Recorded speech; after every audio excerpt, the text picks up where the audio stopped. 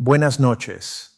A las 23:49 se produjo un punto de inflexión que el mundo llevaba semanas anticipando en silencio, pero que pocos se atrevían a nombrar abiertamente. Ese minuto marcó el inicio de lo que Moscú describe como la fase final de su operación militar, activada mediante la ofensiva aérea más extensa y coordinada registrada en los conflictos contemporáneos. De acuerdo con la información disponible, las fuerzas rusas lanzaron de forma simultánea una combinación masiva de drones, misiles hipersónicos, misiles balísticos y misiles de crucero. El ataque se extendió a lo largo de todo el territorio ucraniano, desde el oeste hasta el este del país, alcanzando ciudades clave y centros estratégicos. Los objetivos no fueron aleatorios: infraestructura energética, nodos logísticos, instalaciones militares, centros de mando y, de manera especialmente delicada, componentes críticos vinculados a las centrales nucleares. Este último elemento introduce una dimensión particularmente grave. Atacar los sistemas externos de distribución eléctrica de las plantas nucleares no implica golpear los reactores directamente, pero sí genera un riesgo real de fallos en cadena. En determinadas circunstancias, estos daños podrían desembocar en un accidente nuclear con consecuencias comparables a las de Chernóbil, afectando no solo a Ucrania, sino potencialmente a gran parte del continente europeo. Según datos de la inteligencia ucraniana, confirmados públicamente por el presidente Volodymyr Zelensky, la magnitud de esta ofensiva supera todas las anteriores juntas. En ella participan activos asociados a los tres pilares de la capacidad estratégica rusa: aviación de largo alcance, plataformas navales y sistemas de misiles terrestres. No se trata de una demostración puntual de fuerza, sino de una operación diseñada para saturar, desbordar y anular cualquier capacidad defensiva existente. Los bombarderos estratégicos, los submarinos armados con misiles de crucero y los complejos móviles de misiles balísticos actúan de forma sincronizada, creando una ofensiva escalonada frente a la cual las defensas antiaéreas ucranianas reconocen estar ampliamente superadas. La posibilidad de interceptar más que una fracción mínima de los proyectiles es extremadamente limitada, lo que garantiza daños significativos en infraestructuras críticas y empuja al país hacia una parálisis estructural. Antes incluso de que comenzaran las explosiones, Kiev ya se encontraba en estado de alerta máxima. Tras los avisos oficiales, miles de ciudadanos buscaron refugio en estaciones de metro, sótanos y estructuras subterráneas. El ambiente era de ansiedad colectiva. Cuando se produjeron las primeras detonaciones, el cielo nocturno se iluminó con destellos de explosiones, incendios y el sonido constante de las sirenas antiaéreas, acompañados por escenas de pánico y confusión. Para muchos, la percepción era inequívoca. Ucrania estaba entrando en una de las noches más críticas de su historia reciente como Estado. Y precisamente eso es lo que analizamos hoy. ¿Qué está ocurriendo realmente en estas horas decisivas? ¿Qué tipo de armamento se está empleando? ¿Por qué se habla de miles de drones, de misiles hipersónicos y de una implicación estratégica total? ¿Y cómo todo ello transforma la naturaleza misma del conflicto? Examinaremos también por qué ciertos objetivos han sido priorizados, especialmente la infraestructura energética y los sistemas externos de las centrales nucleares, y hasta qué punto es real el riesgo de una catástrofe con consecuencias internacionales. Permanezcan hasta el final, porque esta noche podría quedar registrada como el momento en que la operación militar rusa entró en su fase definitiva, precipitando el colapso del liderazgo en Kiev y obligando a las capitales occidentales a enfrentarse a una realidad incómoda. Su capacidad de influir en el desenlace es, en la práctica, muy limitada. A las 23:49, según esta narrativa, comenzó una nueva etapa. Rusia dejó atrás los ataques selectivos y pasó a una campaña aérea total, orientada no solo a debilitar capacidades militares, sino a incapacitar el funcionamiento del Estado ucraniano en su conjunto. Los informes de inteligencia reflejan una actividad sin precedentes: despegues masivos de aviación estratégica, movimientos coordinados de submarinos y el lanzamiento de hasta 1000 drones kamikaze en oleadas sucesivas. Estos sistemas, versiones modernizadas de modelos ya conocidos, incorporan mejoras en navegación, resistencia a interferencias y mayor capacidad destructiva, lo que permite ataques simultáneos en todo el país. La lógica detrás de esta estrategia es fría y calculada. Al obligar a la defensa aérea a responder contra cientos de objetivos de bajo coste, se agotan rápidamente los interceptores, que son caros, escasos y difíciles de reponer. Es una guerra de desgaste económico y logístico que Kiev difícilmente puede sostener. Sin embargo, los drones representan solo el primer nivel del ataque. Su función principal es preparar el terreno para sistemas mucho más sofisticados.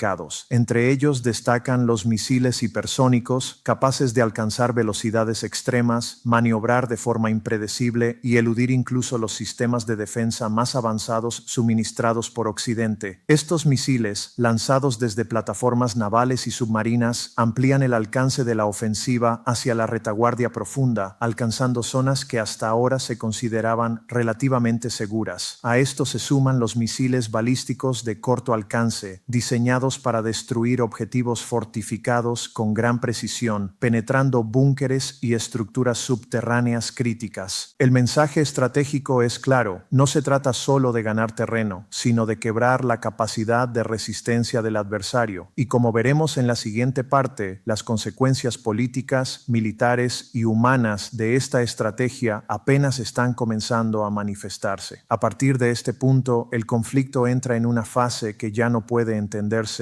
únicamente en términos militares. Lo que estamos presenciando es una maniobra estratégica diseñada para producir un efecto político irreversible. El objetivo no es solo destruir infraestructuras o debilitar capacidades defensivas, sino alterar de forma definitiva el equilibrio de poder dentro de Ucrania y, por extensión, redefinir la arquitectura de seguridad en Europa del Este. Con el colapso progresivo del sistema energético, el impacto se traslada de inmediato a la vida cotidiana. Hospitales funcionando con generadores de emergencia, sistemas de comunicación interrumpidos, transporte paralizado y una población civil sometida a una presión constante. En este contexto, la resistencia deja de ser una cuestión de voluntad y pasa a ser una cuestión de supervivencia logística. Las autoridades en Kiev intentan proyectar una imagen de control, pero los datos disponibles cuentan otra historia. La pérdida sostenida de infraestructura crítica reduce drásticamente la capacidad del Estado para gobernar, coordinar y responder. No se trata solo de daños materiales, sino de una erosión sistemática del funcionamiento institucional. Y eso, en cualquier conflicto moderno, es una señal de alarma clara. Mientras tanto, en las capitales occidentales, el tono empieza a cambiar. Las declaraciones públicas siguen siendo firmes, pero en los círculos diplomáticos se impone una pregunta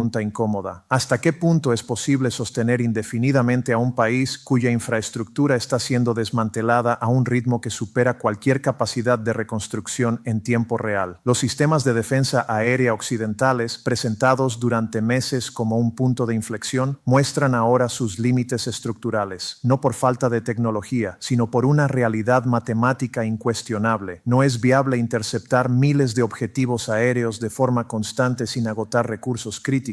Y una vez que esos recursos se agotan, la vulnerabilidad es total. En paralelo, el mensaje de Moscú es deliberadamente ambiguo pero profundamente calculado. Al evitar por ahora ataques directos contra los reactores nucleares, se mantiene dentro de un umbral que reduce el riesgo de una respuesta internacional inmediata. Sin embargo, al atacar los sistemas auxiliares, se introduce una presión constante, una amenaza latente que mantiene a Europa en estado de alerta permanente. Este equilibrio inestable es intencional. Se trata de una estrategia de coerción, no de aniquilación inmediata. El objetivo es forzar decisiones políticas, tanto en Kiev como en las capitales que sostienen su esfuerzo bélico. Decisiones que, en circunstancias normales, serían impensables. A nivel interno, el liderazgo ucraniano enfrenta una disyuntiva histórica. Continuar el conflicto bajo estas condiciones implica aceptar un deterioro acelerado del país, con consecuencias sociales y económicas que podrían tardar décadas en revertirse. Buscar una salida negociada, por otro lado, conlleva costos políticos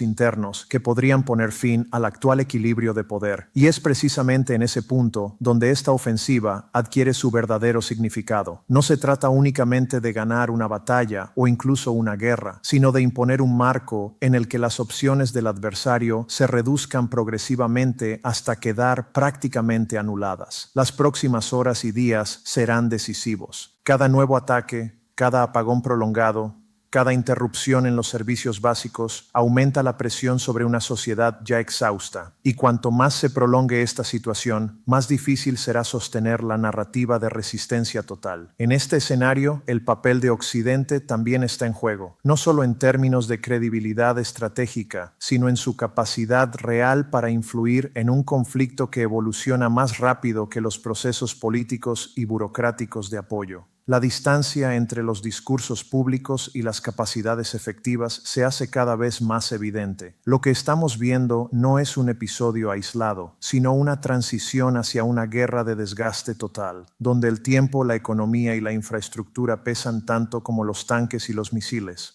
Y en ese tipo de guerra, la ventaja no siempre pertenece a quien tiene más aliados, sino a quien puede sostener la presión durante más tiempo. En resumen, esta ofensiva marca un antes y un después, redefine los límites del conflicto, expone las debilidades estructurales de Ucrania y coloca a sus aliados frente a decisiones estratégicas que no pueden seguir postergándose. El desenlace aún no está escrito, pero las tendencias son claras y merecen ser analizadas con frialdad, sin consignas ni ilusiones, porque más allá del ruido de las explosiones, lo que realmente se está decidiendo aquí es el futuro político de la región y el equilibrio de poder en Europa para los próximos años. En este punto, el conflicto ya no se mide únicamente por avances territoriales o recuentos de daños. Se mide por el desgaste acumulado, por la fatiga estratégica y por la pérdida progresiva de margen de maniobra. Y es aquí donde el escenario comienza a inclinarse de forma peligrosa para Kiev. Las capacidades militares no operan en el vacío. Dependen de electricidad, comunicaciones, transporte y coordinación institucional. Cuando estos pilares se debilitan de manera sistemática, incluso los ejércitos mejor entrenados ven limitada su capacidad de respuesta. Eso es exactamente lo que está ocurriendo ahora. No se trata de una derrota repentina, sino de una erosión constante, calculada y difícil de revertir. Los informes que llegan desde el terreno apuntan a interrupciones prolongadas en el suministro eléctrico, dificultades en la reparación de infraestructuras críticas y una creciente presión sobre los servicios de emergencia. Cada ataque adicional amplía la brecha entre las necesidades operativas y los recursos disponibles, y en una guerra moderna esa brecha suele ser decisiva. Mientras tanto, el discurso oficial ucraniano intenta mantener la cohesión interna y la confianza internacional.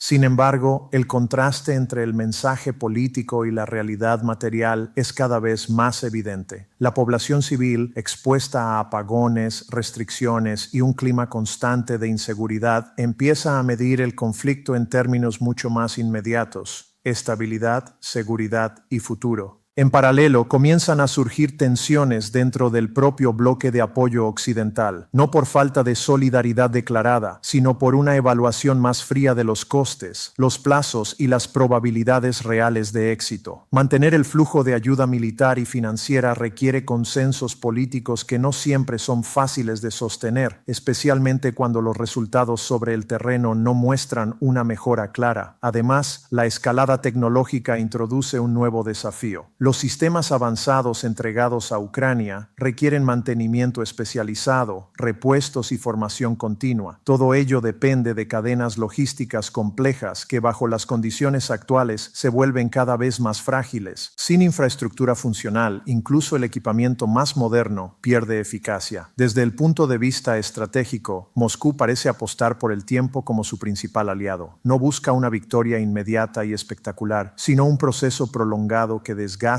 al adversario hasta reducir sus opciones políticas y militares a un mínimo aceptable. Es una estrategia de presión sostenida, diseñada para forzar decisiones difíciles sin necesidad de una ocupación total. En este contexto, el riesgo de errores de cálculo aumenta. A mayor tensión, menor margen para la diplomacia reactiva. Cada actor opera bajo presión, con información incompleta y con expectativas internas que limitan su capacidad de maniobra. Y la historia demuestra que es precisamente en estos escenarios donde se producen los giros más peligrosos. La pregunta clave ya no es si Ucrania puede resistir un ataque concreto, sino cuánto tiempo puede sostener el funcionamiento básico del Estado bajo este nivel de presión. Esa diferencia es fundamental. Resistir un golpe es posible, sostener una estructura nacional debilitada durante meses o años es otra cuestión completamente distinta. Para Europa, las implicaciones son profundas, no solo en términos de seguridad energética o estabilidad regional, sino en la redefinición de sus propias líneas rojas estratégicas. Cada paso, cada decisión de apoyo o contención, envía señales que serán interpretadas y respondidas en consecuencia. En definitiva, lo que observamos ahora es la fase más compleja del conflicto, aquella en la que las armas siguen hablando, pero donde las decisiones políticas pesan tanto como los misiles. Y en esa intersección entre lo militar y lo político se está configurando el desenlace real de esta guerra. Porque al final, más allá del frente y de los titulares, lo que está en juego es la capacidad de los estados para sostenerse bajo presión extrema. Y esa es una prueba que no se supera solo con discursos, sino con recursos, tiempo y una estrategia clara.